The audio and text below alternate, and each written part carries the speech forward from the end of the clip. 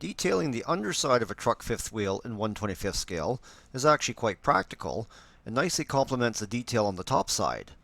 Here's the stock kit fifth wheel from the Ertl Transstar 4300, which is nicely molded overall, the only unrealistic part being the chrome finish, which wouldn't be seen on any real working truck. To remove the chrome, I typically use spray-on household oven cleaner and then scrub with a toothbrush. With the chrome removed, you see this part was molded in olive green plastic, and on the underside there's very little detail present, which actually provides us with a good starting point. The kit part shape looks like a Holland fifth wheel, so typing a Holland fifth wheel into the Google search engine produced a number of images, one of which was this rendering showing the underside details of the fifth wheel. The basic fifth wheel plate is a fairly intricate casting, and there's a number of moving parts attached to it. Another helpful reference document found during the search was this Holland repair manual in PDF form, making it easy to download and print. The exploded view diagram is quite helpful, and there are also detailed pictures of specific components in other sections, which are very helpful as well because they give names for the parts. Since real fifth wheels aren't glued in place, the first step will be making this fifth wheel so we can pin it to the mounting plate. Ertl only provides the outer mounting tabs, so the inner ones were created using 30 thou by 188 styrene strip, filed to a half round shape, and glued in place. Once the glue had dried securely, drill them out 1/16 and drill matching holes in the mounting plate so that 1/16 mounting pins can be created. 1/16 is a convenient brass or styrene rod size and works out to 1.5 in 1/25th scale. I made metal pins for my project, starting by drilling a 1/16 hole in a piece of 016 sheet copper. Align this with an appropriate size larger hole in the punch and die set, and punch out the disc, creating a round washer with a 1/16 hole in the center. Measure the distance between mounting pads and add some length for pin projection and the thickness of the washer. For this model, the cut length for the finished pin worked out to 5/16 of an inch or 0.312. Here are the parts ready for assembly, including one of the washers at the top right of the trio, which had the hole punched off center and will go in the scrap bin. Solder the washers to the pins, clean up the ends, and you have a pair of pins ready for installation. I like using metal for parts of this nature, but styrene rod and a styrene washer will work equally well, as shown here in the middle of the picture. Here are the pins set in place, showing the projection to the inside, just like on the real fifth wheel.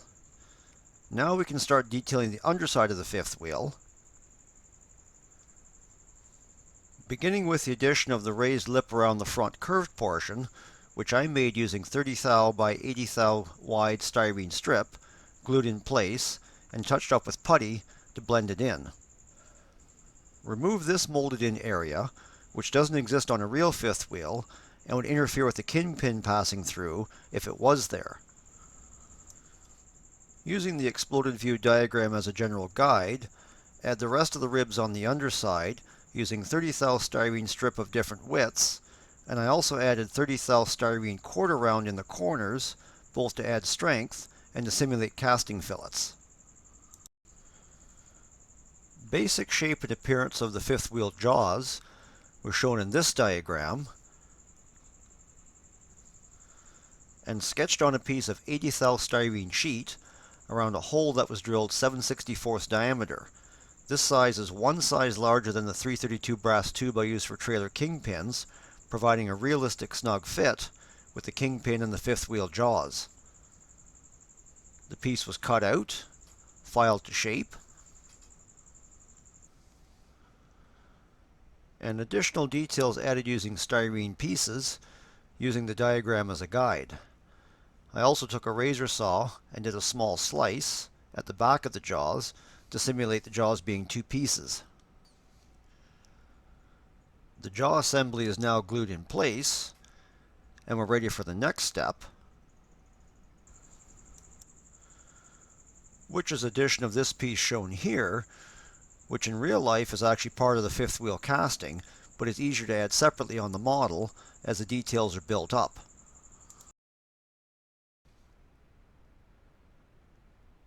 This piece is cut from a section of 20 thou styrene sheet, filed to shape accordingly, and glued in place. And on the real fifth wheel would have holes in it for pins to pass through, held in place with retaining rings. In model form, two small styrene discs, here punched from 10 thou black styrene and glued in place above the jaws where the pins would be, do a suitable job of representing these parts. Another added detail is this little piece here,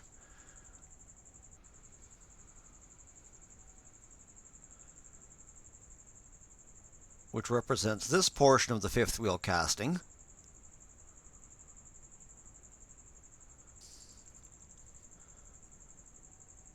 And is made from 30 thou styrene strip, glued together, filed to shape, and glued in place. Now the parts of the operating mechanism can be modeled, starting with a part called the yoke.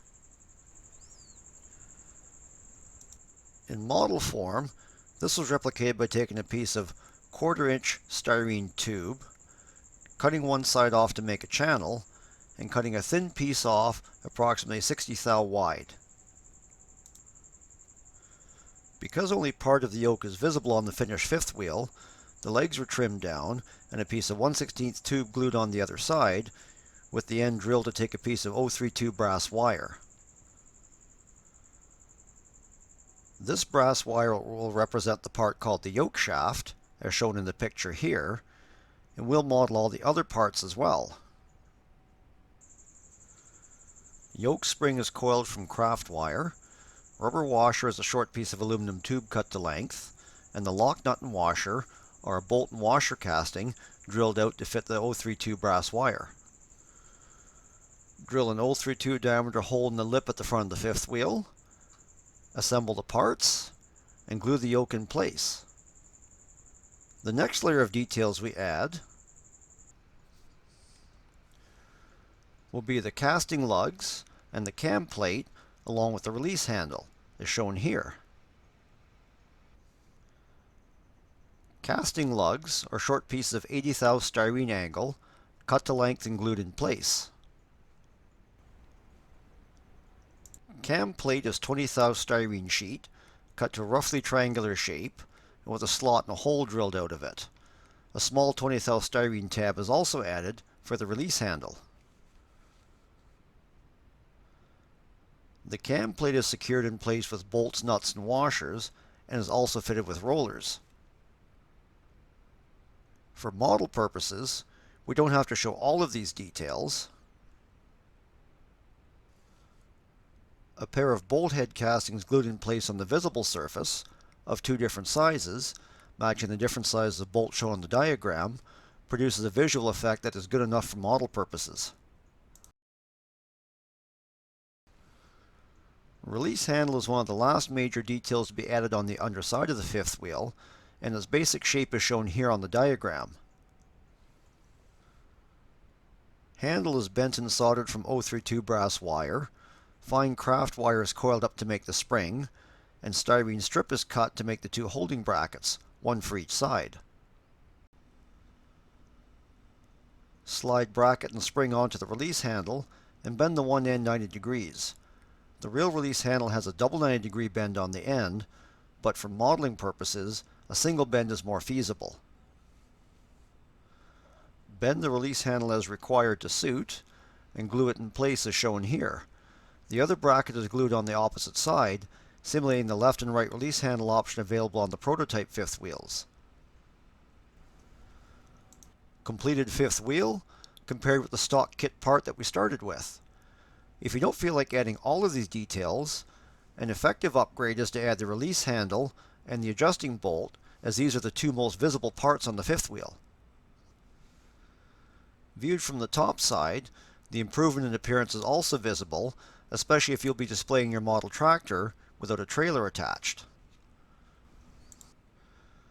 Securing the mounting pins in place is the last detail step. On the real fifth wheel, a cast projection is fitted with a retention bolt and nut.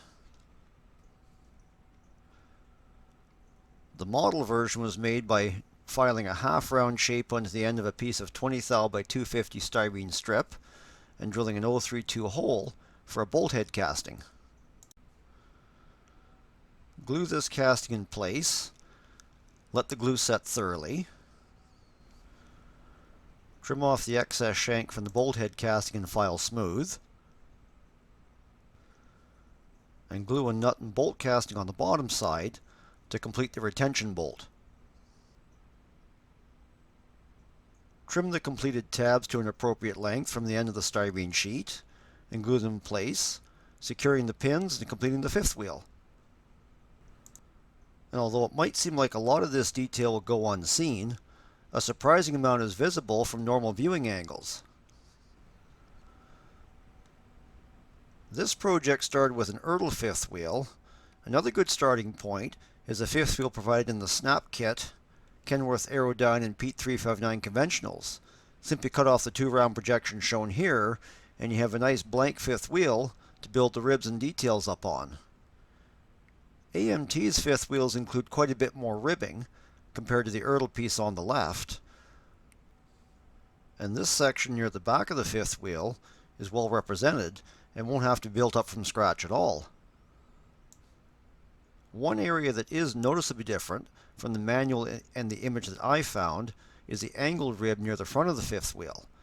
This may have a prototype in real life based on when AMT tooled their kits, but for the purposes of modeling, I'm going to remove this area. Here I've made a number of small cuts along the length of the rib, so sections can be removed, leaving the rest of the molded in ribs on the underside of the fifth wheel intact, as they all match the prototype diagram fairly closely. With the area where the rib was removed smoothed out, this fifth wheel is ready to start receiving its details. But that's a different project. And if you've persevered to this point, thanks for watching all the way to the end of this installment.